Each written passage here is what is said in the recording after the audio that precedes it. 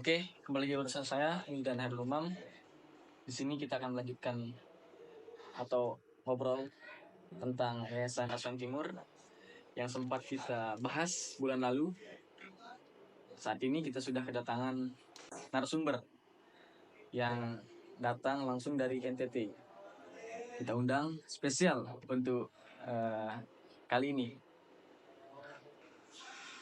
Oke, di sini kita sudah kedatangan bintang tamu spesial yang dimana bulan lalu kita sempat berdiskusi membahas tentang Yayasan Aswan Timur, dan kita langsung yang ke tempatnya, yaitu di Depok. Namun saat ini kita sudah kedatangan narasumber atau bintang tamu dari NTT yang menceritakan lebih lanjut tentang Yayasan Aswan Timur. Saudara Ibrahim, bagaimana kabar Saudara Ibrahim? Alhamdulillah baik. Mungkin kita bisa langsung masuk ke pembahasan aja kali ya. Boleh. Bisa. Saya punya pertanyaan nih. Dulu waktu awal berdirinya Yayasan Aswan Timur di Depok, apakah warga Depok itu ada kontroversi dengan pihak yayasan gitu? Kalau dibilang ada kontroversi, ya pasti ada lah.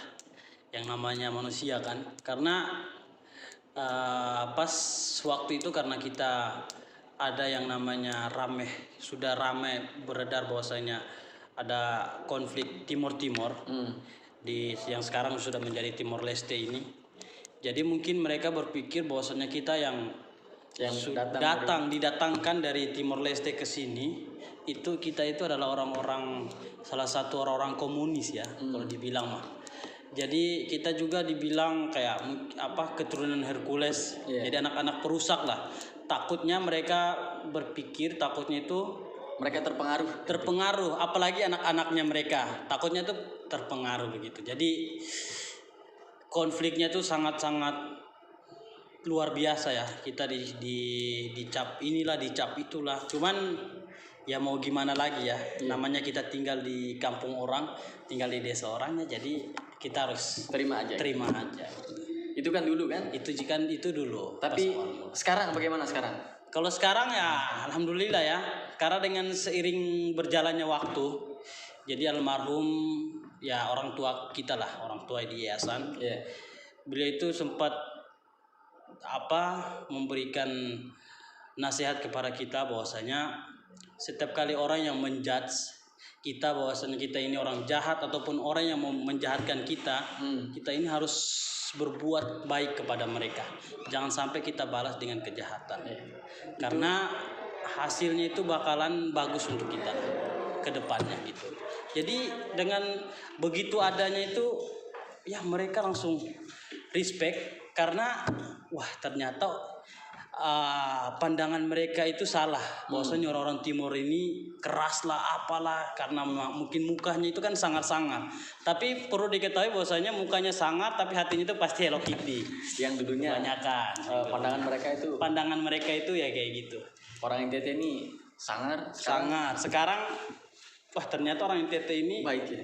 Iya, wibawanya bagus. Jadi setiap kali ada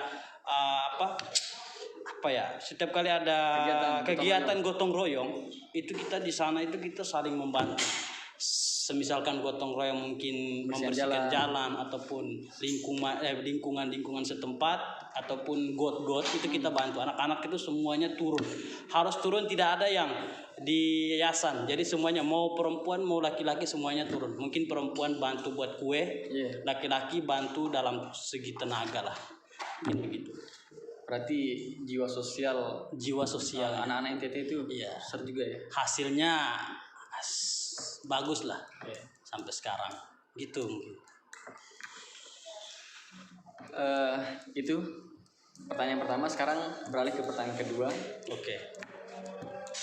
Siswa yang di Yayasan Aswan itu diperuntukkan emang khusus anak-anak NTT atau bebas gitu, misalnya oleh yang dari NTB boleh masuk, dari DKI boleh masuk ya, seperti itu? Sebenarnya awal mulanya itu emang mereka dari almarhum ya bapak itu, beliau emang niatnya itu khususnya orang Timur Timur. Karena di pas zamannya konflik itu kita sebagai orang Timur Timur itu apa ya, minimnya pengetahuan pendidikan itu sangat-sangat minim. Terus apalagi akidah ya, tentang akidah tuh wah itu sangat-sangat minim sekali tentang akidah tuh.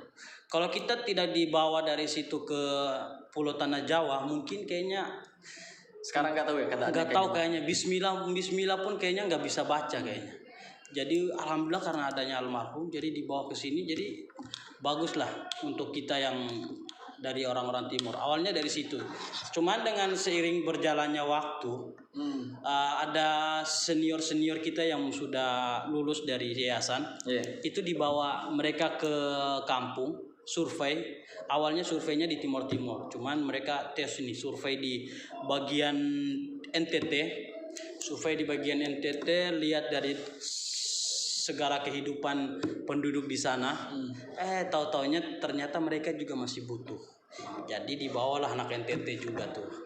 Ada yang dari broken home mungkin, ada yang dari yatim piatu, ada yang kehidupan mereka tidak berkecukupan. Terus ada juga dari NTB. NTB juga ada dari Bima. Bimanya itu di Dompu, di Sumbawa, itu ada. Di Lombok ada satu cuman sudah jadi senior di sana. Terus sempat ada orang Jabar juga, Jawa Barat. Itu di Bandung sama Depok Timur. Itu adalah senior juga sekarang. Gitu. Itu yayasan diperuntukkan memang khusus pelajar SD, SMA, atau bisa juga untuk kuliah? Semua bisa, kuliah SMP, SMA bisa. Cuman kalau misalkan mau dibawa ke sini ke yayasan, itu lebih memilih anak SD. Karena mereka mau membangun kehidupan barunya anak-anak itu di sini, biar mereka tahu ternyata kehidupan yang dulunya mereka rasa pahit di kampung, ternyata di sini ini adalah kehidupan yang bagus buat mereka gitu. Soalnya kalau di sana, kalau kita bawa dari MTS MA, kebanyakan kehidupan mereka sudah bercampur dengan orang-orang Nasrani. Jadi adanya indikasi minuman alkohol, anak-anak udah mabuk-mabukan, pukul orang, baku hantam di jalan, baku-baku pokoknya lah gitu. Oke. Yang terakhir nih, bagaimana sih kehidupan di NTT itu? Seperti apa sih kehidupan? Nah, kalau kehidupan di NTT ya, paling kayaknya sudah banyak beredar di berita-berita ya kehidupan. Mayoritas Islam atau minoritasnya Islam? Nah itu tuh, kalau yang udah dilihat ya sering keluar di berita-berita, di NTT itu paling banyak minoritasnya itu orang-orang Nasrani.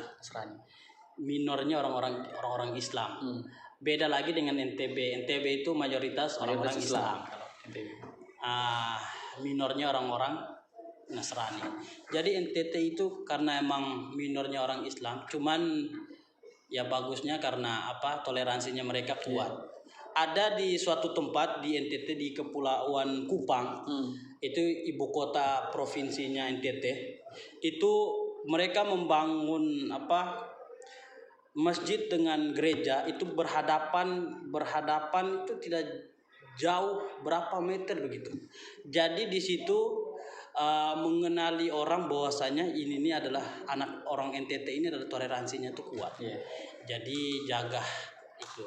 Makanya banyak orang yang mau buat konflik di sana, mau buat konflik tentang Islam itu biar runtuh, toleransi mereka biar runtuh, tapi karena nenek moyangnya mereka, orang petua-petuanya di sana itu tidak mau, jadi mereka menjaga itu ya, menjaga toleransinya. Jadi sampai sekarang itu damai lah sampai sekarang. Bagus lah pokoknya. Cuman ya itu kehidupannya mereka masih ikut ke barat-baratan, masih ikut Portugis karena kita kan sebagian besar budayanya gitu. Budayanya itu Portugis karena kita sebagian besar kan keturunan orang-orang Portugis. Jadi setiap pagi itu harus minum alkohol. Arak gitu tuh harus minum. Jadi arak dari sampai sekarang anak Islam kecil gitu. Islam juga gitu. Jangankan Islam, ini maaf-maafan nih. apa kayak polisi mungkin ya. Iya. Terus kayak tentang polisi mungkin bisa mereka diajak untuk minum-minum gitu. Walaupun pendatang, polisi. Walaupun pendatang. Begitu. Mungkin karena budayanya mereka begitu ya. Jadi ada tempat yang mana di kita itu walaupun ustadz betul-betul, ustadz kalau sampai di sana itu budayanya harus minum. Tapi ustadznya kalau misalkan tidak minum, itu nanti dikasih ada yang namanya sirih pinang lah. Kalau di bahasanya sirih pinang tambah kapur. Itu nanti makan kan mulutnya merah-merah tuh. Nah, itu budayanya mereka. Gitu sih kalau dari saya. Jadi seperti itu. Iya.